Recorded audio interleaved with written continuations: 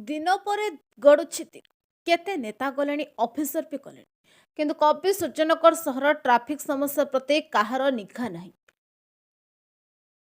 गोटेपटे रास्ता संप्रसारण पर मामला हाइकोर्टे विचाराधीन थिबा बेले अन्यपटे नेता भुआ बुलाउछि राजनीति एपटे लोके हटहटार शिकार होउछंती। हाँ आज्ञा आम कहूँ गंजाम जिला कवि सूर्यनगर सहर असल कथा यह हूँ गतकाली संध्यार दृश्य।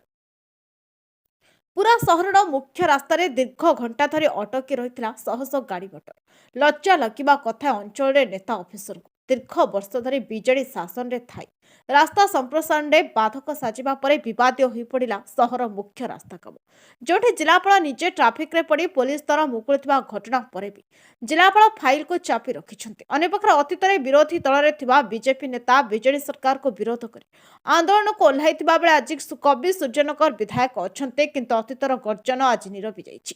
आज गाड़ी अटक घटना को नहीं फसी लोके कवि सूर्यनगर को निंदा करने को पछाई ना आउ केते दिन लागिबो समस्या दूर पाए ताहाकु नहीं अंक कसुछंती सहरवासी। गंजाम जिला कवि सूर्यनगर सरस मिश्र रिपोर्ट नायवती टीवी।